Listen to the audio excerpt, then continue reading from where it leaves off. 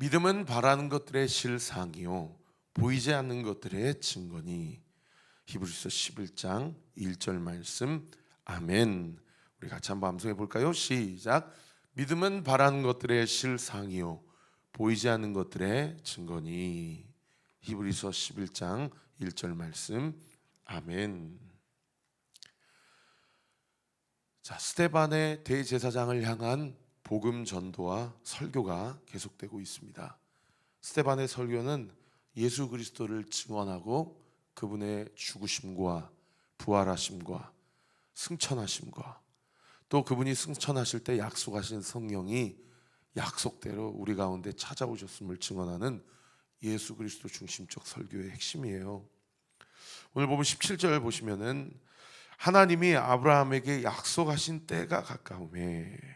약속하신 때, 이 카이로스죠. 하나님의 시간표가 있는 겁니다.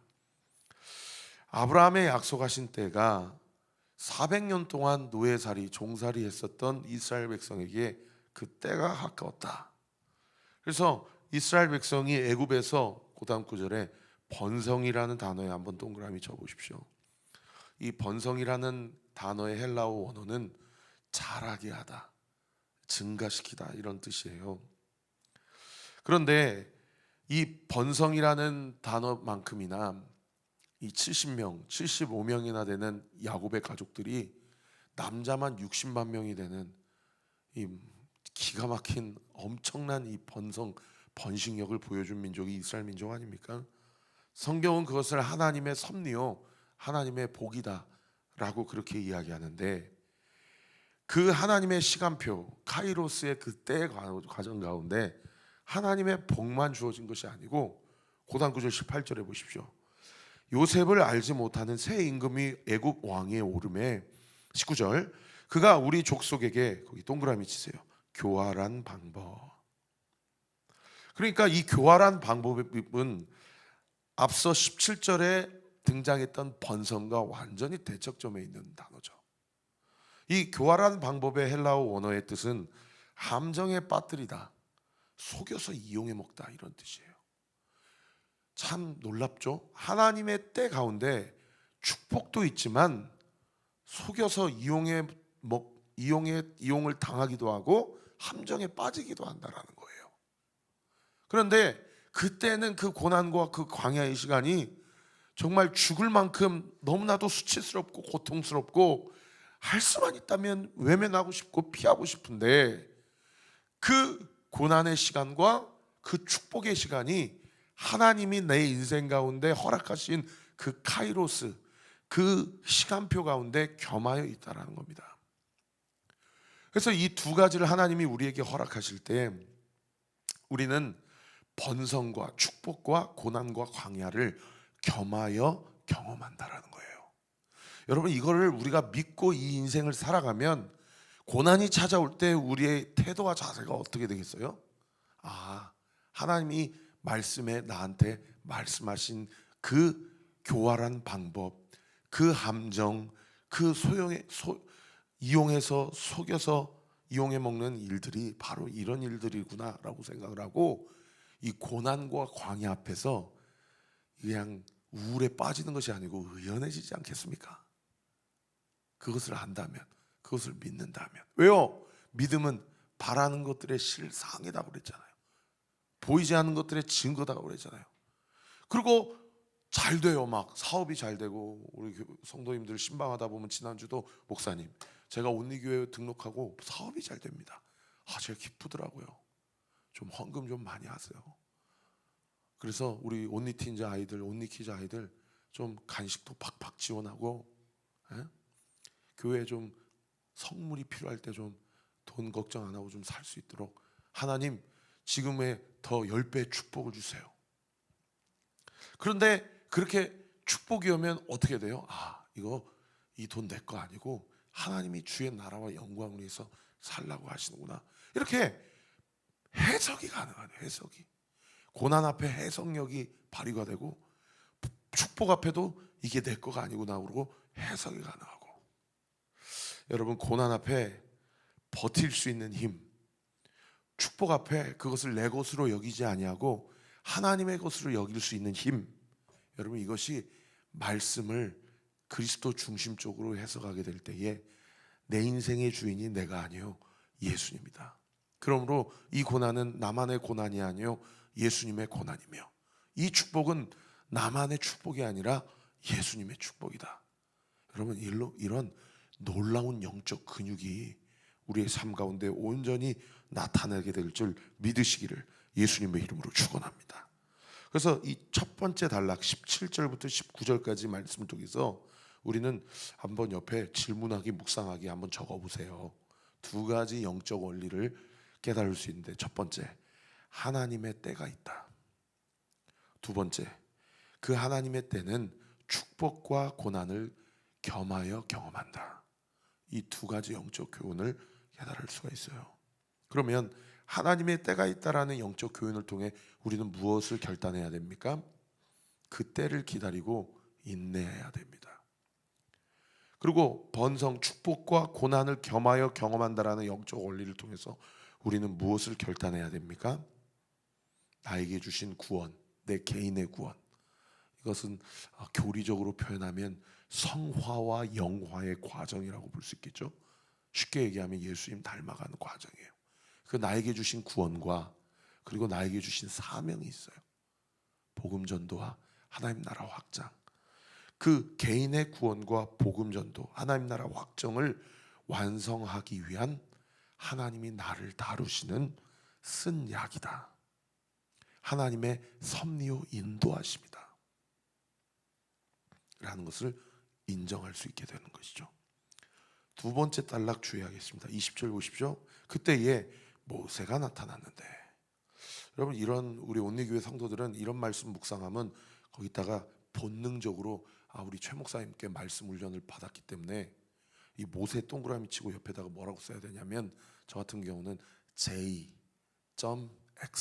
이렇게 써요. 그냥 본능적으로. 복을 경험하고 고난을 경험하는 과정 가운데 인생에 누가 찾아오세요? 예수님이 나타나시는 거예요. 모세는 그리스도를 예표하는 강력한 그림자입니다. 그래서 모세에 집중하는 것은 그냥 대제사장 가야바랑 다를 게 없어요. 모세를 본 사람은 누구를 볼 줄 알아야 돼요? 예수님을 생각나야 돼요. 그 400년 종살이하는 가운데 모세를 보내주신 하나님이 이 인생이 70이요 강건하면 80이라고 그랬는데, 나의 인생 가운데 예수 그리스도를 보내주신 하나님, 이렇게 적용이 돼야 됩니다.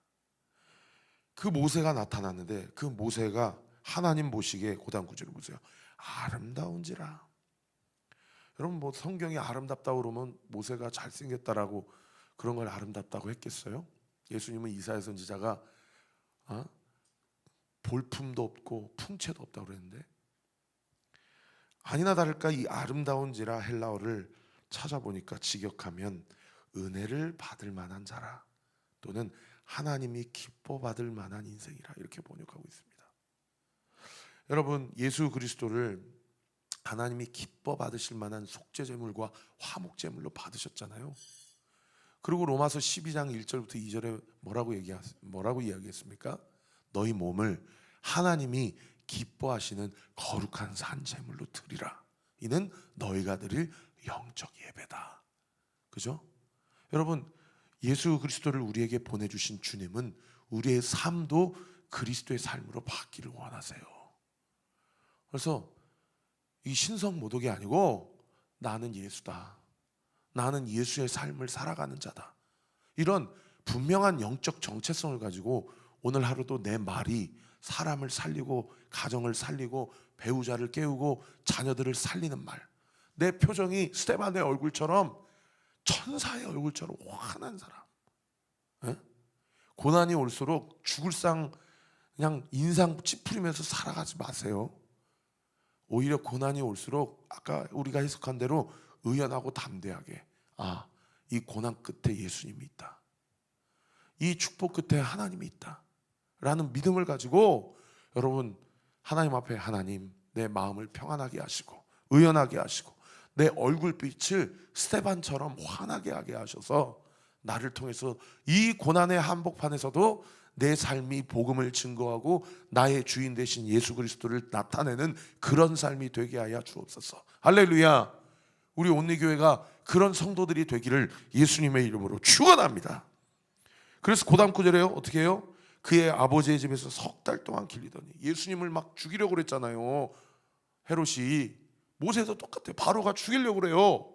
그러니까 석 달 동안 길리다가 도저히 울음소리가 커지니까 그 어머니 요게벳이 갈대 상자에다가, 그 갈대 상자에다가 숨겨가지고 띄워가지고 나일강에 보내지 않습니까?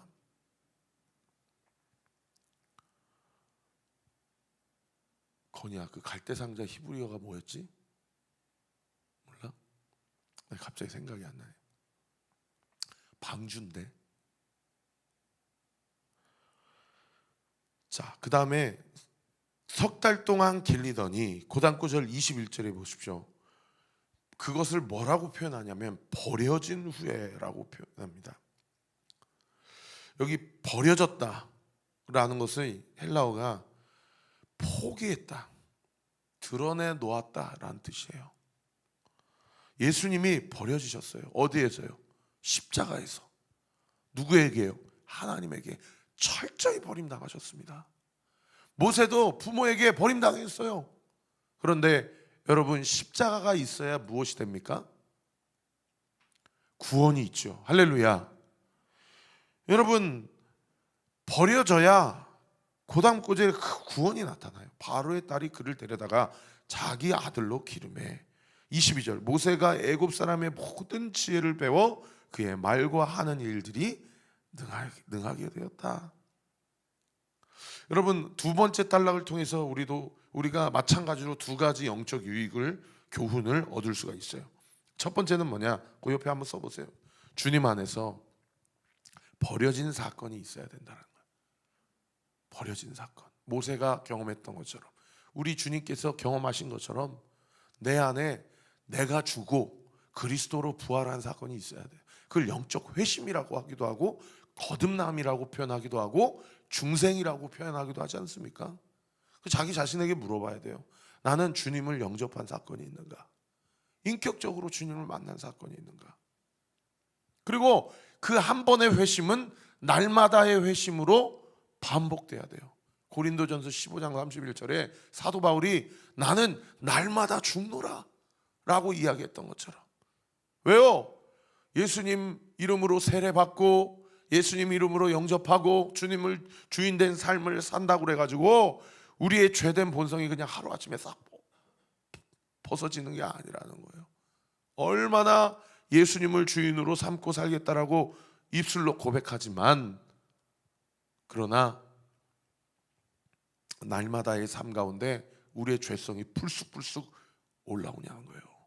막 혈기가 올라오고, 그리고 자기 것을 자기 것으로 여기지 아니했다라고 그러는데 나는 내 것을 내 것이라고 여기고, 얼마나 자기중심적인 그런 태도와 자세가 나오냐라는 거예요.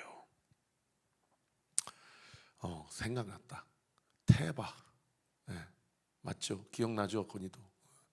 여러분, 여기 이 갈대 상자의 이 테바, 히브리어 단어 테바가 그 창세기 7장 이하로 나오는 이 노아의 방주에 이 방주라는 단어랑 동일한 단어예요. 그리고 테바의 문이 하나예요. 구원의 길이 딱 하나입니다. 어떻든 아까 두 번째 단락을 통해서 1번, 동그라미 1번 뭐라고 쓰라고 제가 말씀드렸어요? 주님 안에 버려진 사건이 있다. 두 번째는 뭡니까? 그 버려지고 부인되고 죽는 사건을 통해서 비로소 예수님을 주인 삼고 살아가는 구원받은 자의 삶이 시작된다는 거죠. 그래서 우리는 우리 자신에게 오늘 하루도 고백해야 됩니다. 나는 그리스도와 함께 오늘도 죽었습니다. 나는 오늘도 그리스도와 함께 살아갑니다. 날마다 날마다 주 예수와 함께, 날마다 날마다. 그 다음 뭐죠? 예? 우리 걸어가리. 잠이 덜 깼어요. 그래서 사랑하는 성도 여러분, 우리 같이 한번 따라해 보십시오. 나는 오늘도 예수님과 함께 죽었습니다. 따라하세요. 나는 오늘도 예수님과 함께 살았습니다. 믿으시면 아멘.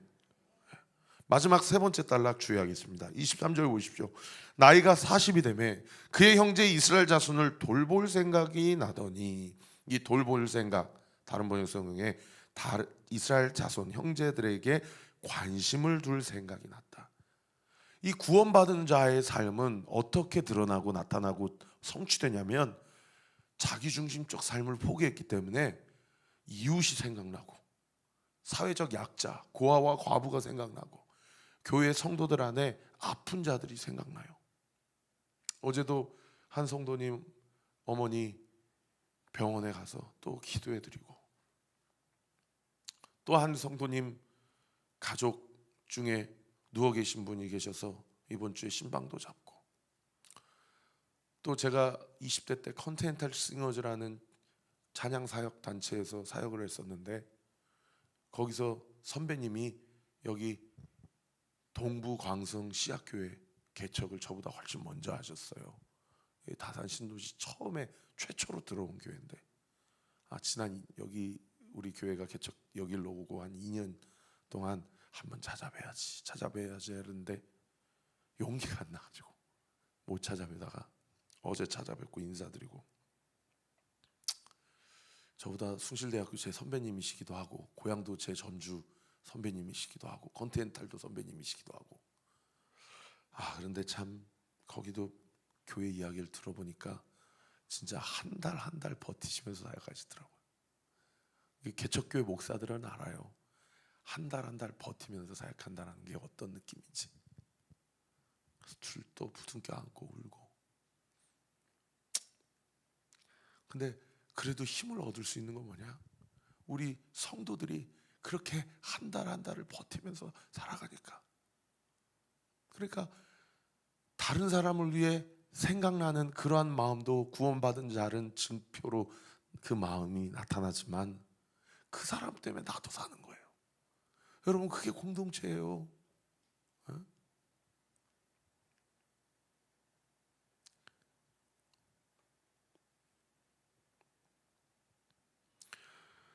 고단 9절 24절, 한 사람이 원통한 일을 당하고 보고, 그 원통한 일, 다른 번역 성경에 불의한 일로 상처를 받은 일을 당함을 보고, 불의한 일로 다친 일을 당함을 보고. 살다 보면 얼마나 상처를 받고 마음이 다치고 불의한 일을 당하고 그런 일들이 얼마나 많습니까? 그죠? 그러니까 교회 오면 위로를 받아야 돼요. 힘을 받아야 돼요. 그래야 회복이 되지. 자기 코가 속자인데 누구를 품겠습니까? 여러분, 언니 교회가 맨날 그냥 율법이나 강조하고, 죄송합니다 주님, 제가 율법이라고 표현해서, 율법을 제가 멸시하는 게 아닙니다. 영적 의무나 강조하고, 은혜가 들어가야 뭔가 아웃풋이 나올 거 아니에요. 네? 회복이 돼야 될 거예요. 영혼이 살아나야 될 거예요. 그 사람이. 우리 교회가 좀 더 그런 교회가 됐으면 좋겠어요. 어떤 가시덤불과 같은 인생이 오더라도 상처받을 것을 각오하고 용기 있게 사랑하는 성도들이 우리 개척 멤버들이 돼가지고, 주님도 아시면서 끌어안으셨잖아요. 그러면서 자기 몸에서 피가 철철철 나오는데도 그 영혼을 끌어안고 내가 너를 사랑한다고. 그러니까 그 사람이 회복이 되어서 그 가시가 온데간데 없고, 나를 품어주신 그 예수의 사랑에 힘입어서 누군가를 또 끌어안는 거 아닙니까?